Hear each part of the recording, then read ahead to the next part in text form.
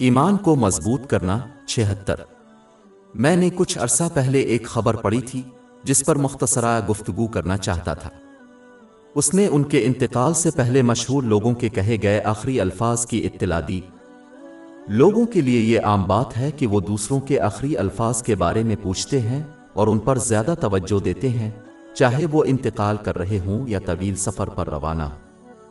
لوگوں نے یہ ذہنیت اپنا لی ہے کیونکہ وہ جانتے ہیں کہ کسی کے آخری الفاظ اکثر سچ ہوتے ہیں اور بہت اہم ہوتے ہیں۔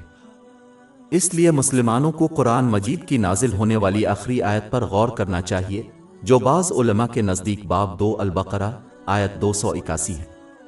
اور اس دن سے ڈرو جب تم اللہ کی طرف لوٹائے جاؤ گے، پھر ہر جان کو اس کی کمائی کا بدلہ دیا جائے گا اور ان پر ظلم نہیں کیا جائے گا۔ مسلمانوں کو اس آیت کی اہمیت کو سمجھنے کی کوشش کرنی چاہیے کیونکہ یہ اللہ تعالیٰ کی طرف سے بنی نوع انسان پر نازل ہونے والے آخری الفاظ ہیں۔ اس نے بنی نوع انسان کو قیامت کے دن کی یاد دلانے اور اس کے لیے دیگر تمام چیزوں پر تیاری کرنے کا انتخاب کیا جس کے بارے میں وہ کہہ سکتا تھا۔ اس لیے مسلمانوں کو اس عظیم دن کی حقیقت کو سمجھنا چاہیے تاکہ وہ اس کے لیے مناسب تیاری کر سکیں۔ یہ صرف اللہ تعالیٰ کی مخلصانہ اطاعت سے ہی ممکن ہے، جس میں ان نعمتوں کو استعمال کرنا شامل ہے جو اس نے عطا کی ہیں، ان طریقوں سے جو اس کی خوشنودی کے لیے قرآن پاک اور حضرت محمد صلی اللہ علیہ وسلم کی روایات میں بیان کی گئی ہے۔ کوئی بھی عمل چھوٹا یا بڑا نظر انداز یا فراموش نہیں کیا جائے گا۔ اس زمین پر ہر ایک سانس کا حساب کتاب ہوگا۔ ان کے لیے اللہ تعالیٰ سے صلح کرنے کا کوئی دوسرا موقع یا موقع نہیں ہوگا۔ اگر کسی نے نیکی کمائی ہے تو اسے نیکی ملے گی، اگر انہوں نے برائی کمائی ہے تو شاید وہ تباہی پائیں گے۔ دوسرے آخری کلمات جو سمجھنے اور ان پر عمل کرنے کے لیے ضروری ہیں وہ سنن ابن ماجہ نمبر 2698 میں موجود ایک حدیث میں درج ہے۔ وہ حضور اکرم صلی اللہ علیہ وسلم کے آخری کلمات ہیں۔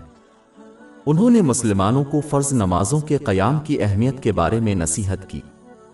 ان تمام چیزوں میں سے جن کی وہ نصیحت کر سکتا تھا، اس نے فرض نمازوں کا ذکر کرنے کا انتخاب کیا۔ اس سے فرض نمازوں کی اہمیت کو سمجھنا چاہیے۔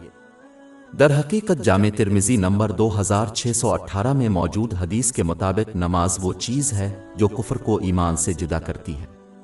مسلمان اللہ تعالیٰ سے منقطع محسوس کرتے ہیں، حالانکہ وہ اس پر ایمان رکھتے ہیں اور اسے پکارتے ہیں، لیکن چونکہ ان میں سے اکثر اپنی فرض نمازوں کو قائم کرنے میں ناکام رہے ہیں، یعنی انہیں ان کی تمام شرائط اور آداب کے ساتھ پورا کرتے ہیں، اس لیے انہوں نے اللہ تعالیٰ کے ساتھ اپنا تعلق قائم نہیں رکھا۔ مسلمانوں کو یہ سمجھ لینا چاہیے کہ فرض نمازوں کا قیام وہ پہلی رکاوٹ ہے جو انہیں گمراہی سے بچاتی ہے۔ صرف ان لوگوں پر غور کرنے کی ضرورت ہے جن کو وہ جانتے ہیں کہ کون گمراہ ہوئے، اور اکثر اوقات ان کی گمراہی کا پہلا مرحلہ فرض نمازوں کو قائم نہ کرنا تھا۔ جب یہ رکاوٹ ختم ہو گئی تو گمراہی اور کبیرہ گناہوں کا ارتکاب آسان ہو گیا۔ باب 29 العنکبوت آیت 45۔ بے شک نماز بے حیائی اور برے کاموں سے روکتی ہے، لہذا مسلمانوں کو چاہیے کہ وہ اپنی فرض نمازوں کو صحیح طور پر قائم کرتے ہوئے حضور اکرم صلی اللہ علیہ وسلم کے آخری ارشادات پر عمل کریں اور اپنے کفیل مثلاً اپنے بچوں کو بھی ایسا کرنے کی ترغیب دیں۔ بہتر ہے کہ ان پر واجب ہونے سے پہلے ان کی حوصلہ افزائی کی جائے تاکہ وہ اس عمر کو پہنچتے پہنچتے اس کے عادی ہو جائے۔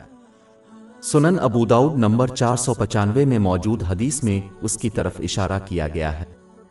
مسلمانوں کو اس فرض میں کوتاہی کرتے وقت لنگڑے بہانے نہیں بنانا چاہیے، کیونکہ اللہ تعالیٰ کسی ایسے فرض کا بوجھ نہیں ڈالتا جسے وہ پورا نہ کر سکے۔